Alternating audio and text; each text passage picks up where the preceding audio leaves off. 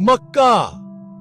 ये नाम सुनते ही हर मुसलमान के दिल में श्रद्धा और प्यार उमड़ आता है।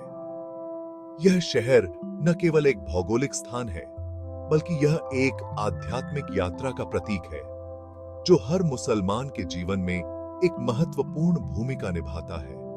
ये शहर नहीं, बल्कि आस्था का केंद्र है। एक ऐसा स्थान जहां हर मुसलमान की आत्मा को शांति और सुकून मिलता है। यहाँ की हर गली, हर कोना एक कहानी कहता है, एक इतिहास बयां करता है।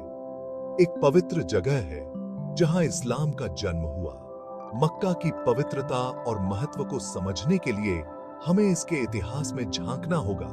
जहां से इस्लाम की शुरुआत हुई, यहीं पर पैगंबर मोहम्मद सल्लल्लाहु अलैहि वसल्लम पैदा हुए और उन्होंने इस्लाम का संदेश फैलाया। उनकी शिक्षाओं ने न केवल अरब जगत को, बल्कि पूरी दुनिया को एक नई दिशा दी। मक्का मुसलमानों के लिए सबसे पाक शहर माना जाता है और हर साल लाखों मुसलमान हज और उम्रा करने यहाँ आते हैं। हज और उम्रा के दौरान यहाँ की गलियों में एक अलग ही रौनक होती है, जो हर मुसलमान के दिल को छू जाती है। मक्का का इतिहास बहुत पुराना है। यह शहर सदियों से एक महत्वपूर्ण व्यापारिक केंद्र रहा है, जहां दूर दूर से व्यापारी आते थे। इस्लाम से पहले भी यह शहर व्यापार के लिए बहुत मशहूर था। यहाँ के बाजारों में हर तरह का सामान मिलता था और यह व्यापारिक गतिविधियों का एक प्रमुख केंद्र था। यहाँ काबा है, जिसे हजरत इब्राहिम अलैहिस्सलाम ने अपने बेटे हजरत इस्माइल अलैहिस्सलाम के साथ मिलकर अल्लाह का पहला घर बनाया था।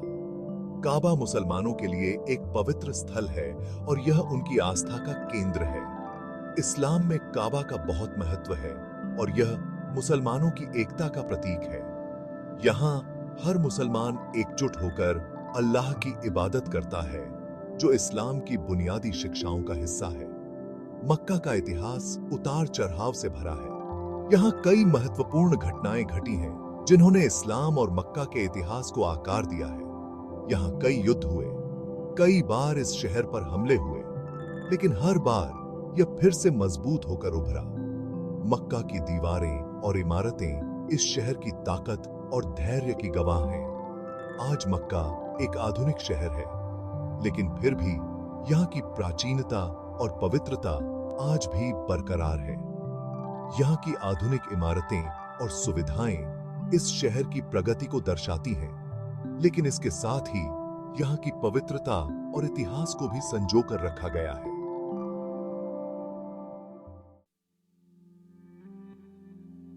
इस्लाम के आने से पहले मक्का अरब में व्यापार का एक बड़ा केंद्र था। यह शहर अपने व्यापारिक गतिविधियों के लिए दूर दूर तक प्रसिद्ध था। यहाँ की स्थिति इसे कई व्यापारिक रास्तों का केंद्र बनाती थी। मक्का के चारों ओर फैले रेगिस्तानी रास्ते इसे एक महत्वपूर्ण व्यापारिक स्थल बनाते थे। पूरब से आने वाले व्यापारी मसाले, रेशम और दूसरा कीमती सामान लेकर मक्का आते थे, जो यहाँ के बाजारों में बेचा जाता था।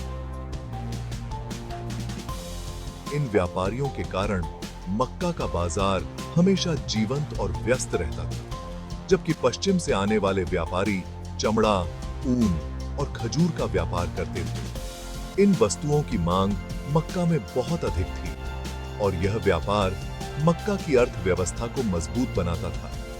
मक्का में काबा भी था, जो एक प्राचीन धार्मिक स्थल था, जहां कई अरब कबीले अपने देवी देवताओं की पूजा करने आते थे। काबा का धार्मिक महत्व मक्का को एक पवित्र स्थल बनाता था। यह जगह मक्का को एक धार्मिक केंद्र भी बनाती थी और व्यापारी भी यहां आकर अपनी यात्रा की सफलता की दुआ करते थे। धार्मिक और व्यापारिक गतिविधियों का यह संगम मक्का को अद्वितीय बनाता था। मक्का में पानी की कमी थी, लेकिन यहाँ के कुएं जमजम से मीठा और ठंडा पानी निकलता था, जो बहुत मशहूर था। यह पानी न केवल प्यास बुझाने के लिए, बल्कि धार्मिक अनुष्ठानों के लिए भी महत्वपूर्ण था। यह पानी व्यापारियों और यात्रियों के लिए बहुत जरूरी था और मक्का की समृद्धि में इसका बहुत बड़ा योगदान था। जमजम का पानी मक्का के जीवन का एक अभिन्न हिस्सा था और इसकी महत्ता आज भी बनी हुई है। इस्लामी मान्यता के अनुसार हजरत इब्राहिम अलैहिस्सलाम और उनके बेटे हजरत इस्माइल अलैहिस्सलाम ने अल्लाह के हुक्म पर काबा बनाया था।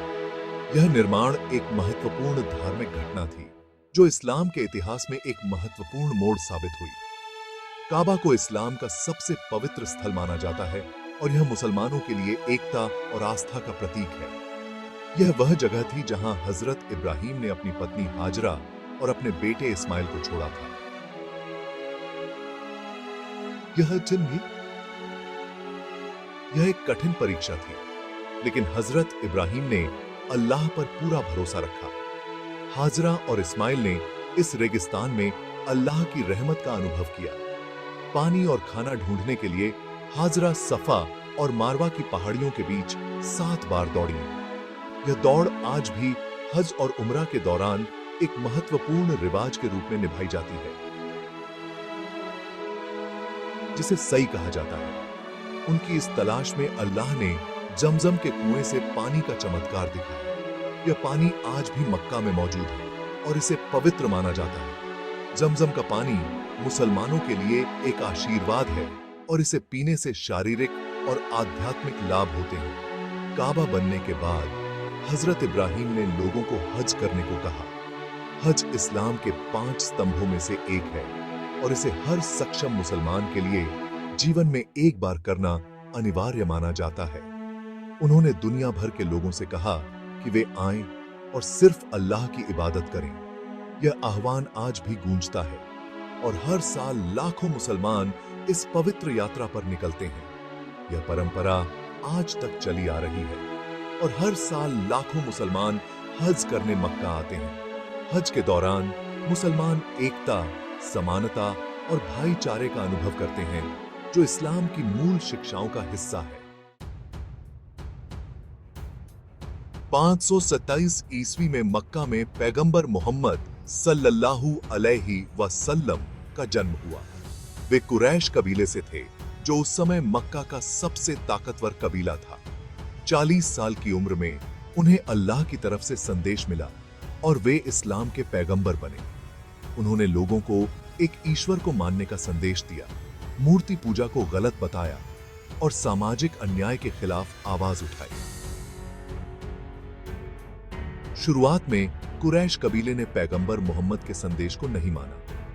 उन्हें बहुत विरोध का सामना करना पड़ा। उनके मानने वालों को सताया गया, उनका बहिष्कार किया गया और उन्हें मक्का छोड़ने पर मजबूर किया गया। सेक्शन 5, मदीना की हिजरत और मक्का की विजय। कुरैश कबीले के बढ़ते अत्याचारों के कारण 622 ईस्वी में पैगंबर मोहम्मद